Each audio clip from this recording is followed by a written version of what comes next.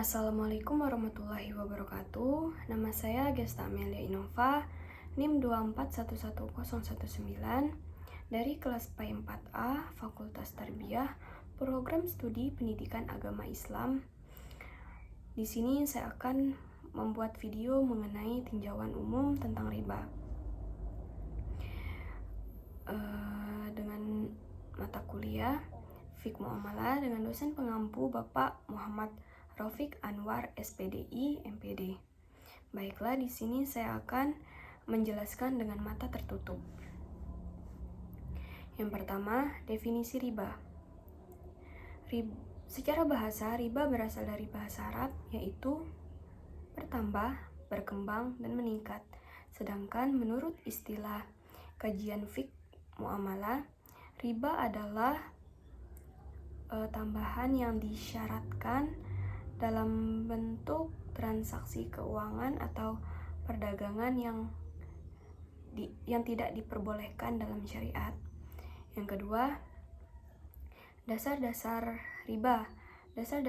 Dasar hukum dalam riba dalam Islam bersumber dari Al-Quran dan hadis. Kedua sumber tersebut berlandasan utama bahwa perbuatan tersebut dilarang keras dalam Islam. Dalam Al-Quran, surah Al-Baqarah ayat 275 menjelaskan bahwa Allah menghalalkan jual beli dan mengharamkan riba. Dalam hadis Nabi Muhammad SAW dikatakan bahwa Nabi Muhammad mengecam praktik riba dan orang-orang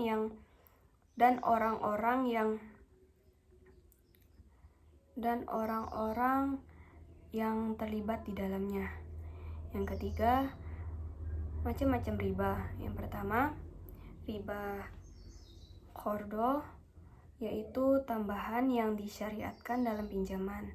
Contohnya seperti seseorang meminjam 1 juta, kemudian disyaratkan harus membayar 1.100.000. Nah, 100-nya itu termasuk riba. Yang kedua, riba jahiliyah, yaitu tambahan karena keterlambatan pembayaran pinjaman.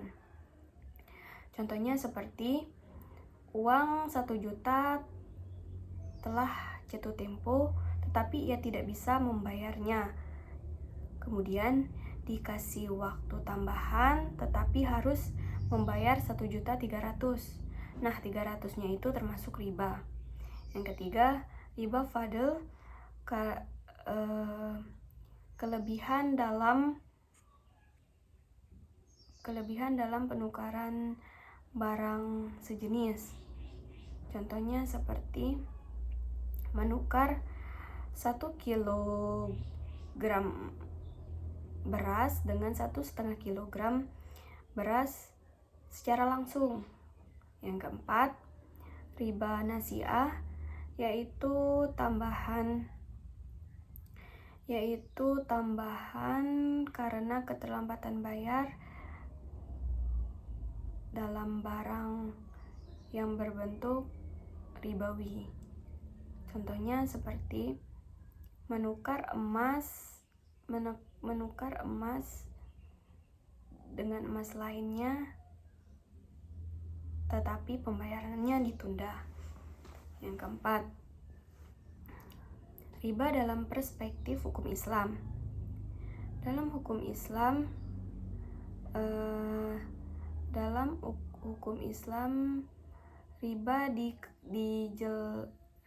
riba yaitu riba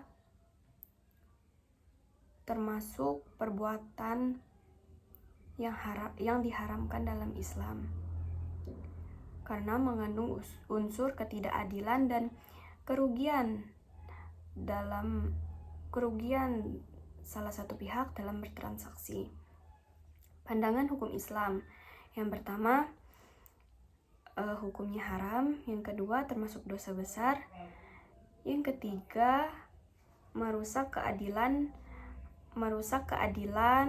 dalam bertransaksi. Yang keempat, dilarang dalam bentuk transaksi apapun.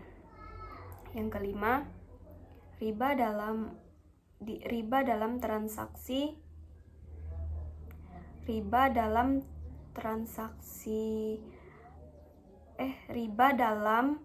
praktek masyarakat modern. Biasanya muncul dalam sistem pinjaman yang disyaratkan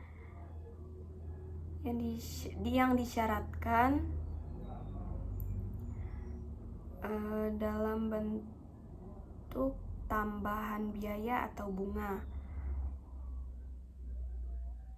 atas pokok pinjaman. Contohnya seperti bunga bank, pinjaman online atau pinjol. Yang ketiga, kartu kredit. Yang keempat, rentenir atau lintah darat. Yang keenam, riba dalam transaksi perbankan. Riba dalam transaksi perbankan biasanya berkaitan dengan bunga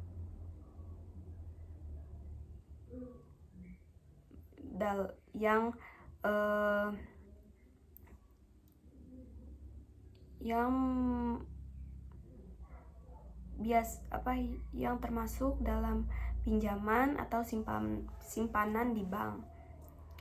Contohnya seperti bunga pinjaman. Yang kedua, bunga kredit atau cicilan. Yang ketiga, bunga kartu kredit. Yang keenam, riba dalam transaksi kredit, yaitu membebankan tambahan biaya atau bunga berlebih atas pinjaman. Contohnya seperti bunga pinjaman, cicilan bunga, denda keterlambatan. Nah, yang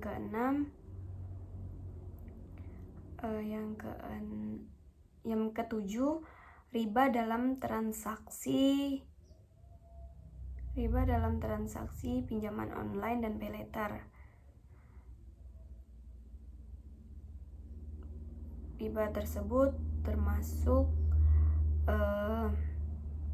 ke dalam riba nasi'ah karena mengandung utang piutang yang berbunga.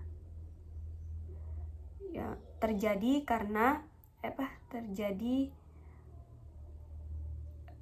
riba yang telah ditentukan syaratnya di awal. Contohnya seperti telah dikasih tahu terlebih dahulu bahwa pinjaman tersebut berbunga, biaya administrasinya tinggi, dan denda apabila melewatkan pembayaran. Nah, baiklah, mungkin itu saja yang dapat saya sampaikan. Jika ada salah kata kurang dalam penyampaian, saya mohon maaf. Wabillahi taufiq wal hidayah. Wassalamualaikum warahmatullahi wabarakatuh.